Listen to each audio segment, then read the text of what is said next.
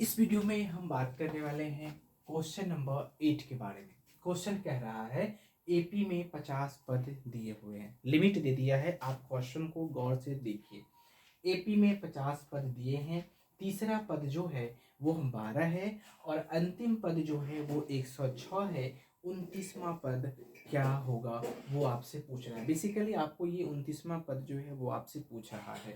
आप यहाँ पर गौर से देखिएगा तो लिखा हुआ है एपी में 50 पद है, मतलब एपी में 50 पद ही है, लिमिट दिया हुआ है। और तीसरा पद 12 है, तो तीसरा पद को हम क्या लिखते हैं, a plus 2d is equal to 12।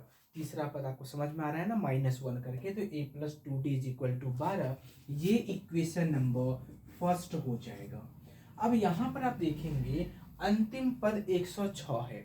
अब अंतिम पद कहाँ, तो आपको यहाँ पे दिख रहा होगा कि एपी में 50 पद दिए हैं, मतलब 50 पद लिमिट है, तो 50 पद ही हैं, मतलब सबसे आखिरी पद तो यही होगा।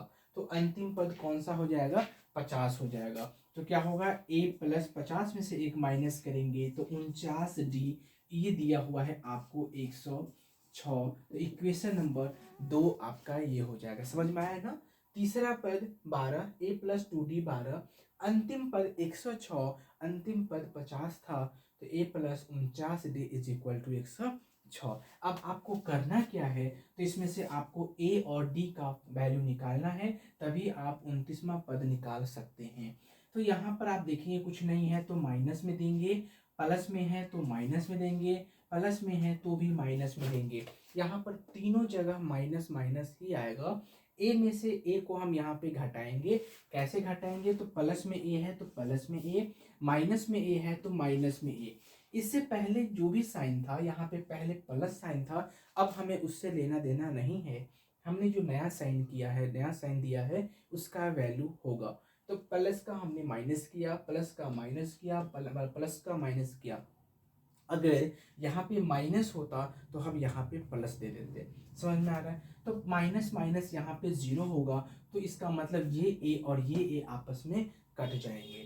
अब यहाँ पे प्लस में 2d है, माइनस में 49 है, प्लस में 2d है, माइनस में 49d है, मतलब 2d में से 49d घटाना है।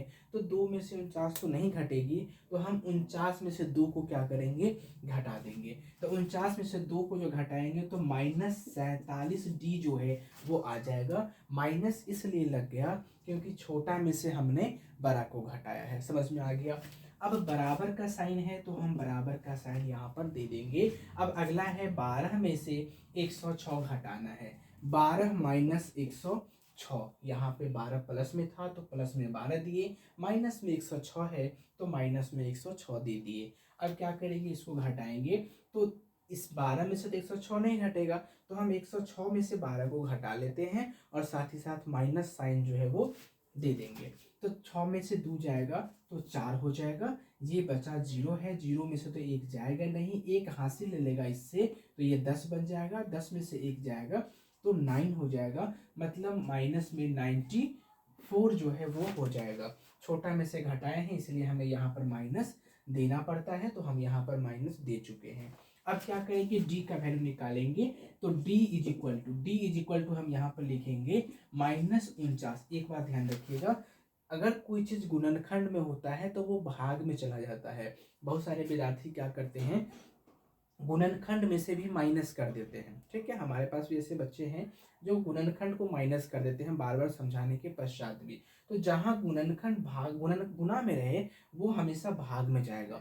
तो डी हम निकालेंगे। इसमें से अगर जो भी वैल्यू, मान लीजिए अगर ये डी इसमें लिखा रहता तो डी हम इधर लेते, तो ऊपर में हम ये लिखते, उसके उल्टा वाला जो होता है, विपरीत में जो भी दिया रहता है उसको हम लिखते हैं। तो डी इसमें से हम लिए हैं, तो सबसे पहले 94 लिखेंगे, 94। उसके भाग में जो जाएगा वो जाएगा माइनस में 47। समझ में आ गया इतना। तो जहां से डी लेंगे उसके उस साइड वाले को पहले लिखेंगे। तो माइनस और माइनस ये आपस में कट जाएगा। 47 को अगर आप 2 से मल्टीप्लाई करेंगे तो 94 आ जाती है। तो d इज इक्वल टू जो होगा वो आपका 2 बन जाएगा। अब d का वैल्यू 2 आया है, तो d का वैल्यू जो 2 है इसे आप इक्वेशन नंबर 1 में या 2 में जिसमें भी आप डालिएगा, आंसर ए का वैल्यू सेम ही आएगा। तो हम क्या करते हैं, दो का वैल्यू इक्वेशन नंबर 1 में डाल देते हैं। ठीक है, ये जो डी का जो वैल्यू है ये इक्वेशन नंबर 1 में डाल देते हैं। आप अपने जब क्वेश्चन सॉल्व कर रहे होंगे एग्जामिनेशन में या कहीं पे, तो आप लिख सकते हैं डी का मान, वैल्यू का हिंदी होता है मान, डी का मान इक्वेशन नंबर फर्स्ट में रखने पर इतना आप लिख दीजिएगा। तो अब ये क्या होगा, इक्वेशन नंबर 1 क्या है, a plus 2d is equal to 12, तो a plus 2d is equal to 12। तो a का तो हम a लिखेंगे, प्लस का प्लस लिखेंगे, 2 का 2 लिखेंगे, यहाँ तक कोई दिक्कत नहीं होगा। अब जो d है उसकी ये दोनों आपस में गुना में है, तो हम यहाँ पे गुना लिखेंगे, और d का वैल्यू 2 निकला है तो हम यहाँ पर 2 दे देंगे, और बराबर में जो रहेगा 12, तो उसका हम 12 लिख दिए हैं। a का a होगा, प्लस है तो प्लस का साइन होगा, 2 दूना हम मल्टीप्लाई करेंगे तो 4 हो जाएगा, और बराबर में 12 हो जाएगा।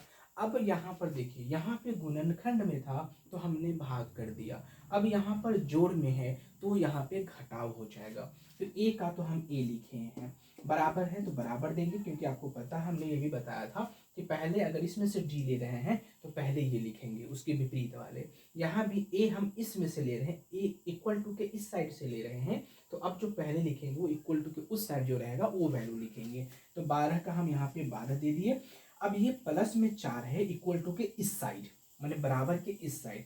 अब ये बराबर यहाँ पे आ गया, तो ई 4 जो है बराबर के उस साइड जा रहा है, तो प्लस का साइन चेंज होकर के माइनस में 4 हो जाएगा। अब देखिए 12 में से जब 4 जाएगा तो आपको पता है कि 8 हो जाएगा, तो a इज इक्वल टू जो है वो आपका 8 निकला है। अब यहाँ पे समझ में आ गया डी और ए का वैल्यू। अब आपसे पूछ क्या रहा था 29वां पद क्या होगा, वो हमें बता दीजिए। अब मुझे बता 29वां पद हम कैसे लिखेंगे, a प्लस में 29 में से 1 माइनस करेंगे तो 28 हो जाएगा, तो हम यहाँ पे 28 डी लिखेंगे। a की जगह पे हमें निकला है 8, तो हम यहाँ पे 8 लिखेंगे, प्लस का साइन है तो प्लस का साइन हम यहाँ पर दे देंगे। अब यहाँ पे 28 है तो हम यहाँ पे 28 लिखेंगे, और d गुना में है तो हम यहाँ पे गुना करेंगे, और d इज इक्वल टू जो होगा वो हो जाएगा आपका 2, तो हम यहाँ पर 2 लिख देंगे। समझ में आ गया। अब क्या करेंगे कि जो 8 है वो 8 ही रहेगा, प्लस का प्लस होगा, 28 को 2 से हम क्या करेंगे, गुना कर देंगे। जब हम 28 को 2 से मल्टीप्लाई करेंगे तो क्या आएगा, 8 दूना 16 के 6, हाथ में 1 बचेगा, 2 दूना 4 1 5, मतलब ये हो जाएगा 56, और 56 में जब 8 जोड़ेंगे तो ये हो जाएगा 64। समझ में आ गया। तो इसका जो 29वां पद जो होगा वो 64 होगा, ये होगा आंसर। आई होप कि आपको समझ में आ गया होगा। अगर ये समझ में आ गया होगा, वीडियो अच्छा लगा हो तो प्लीज़ लाइक जरूर कीजिएगा, और कोई डाउट हो तो आप हमें कमेंट बॉक्स में ज़रूर लिखिएगा। So thank you so much.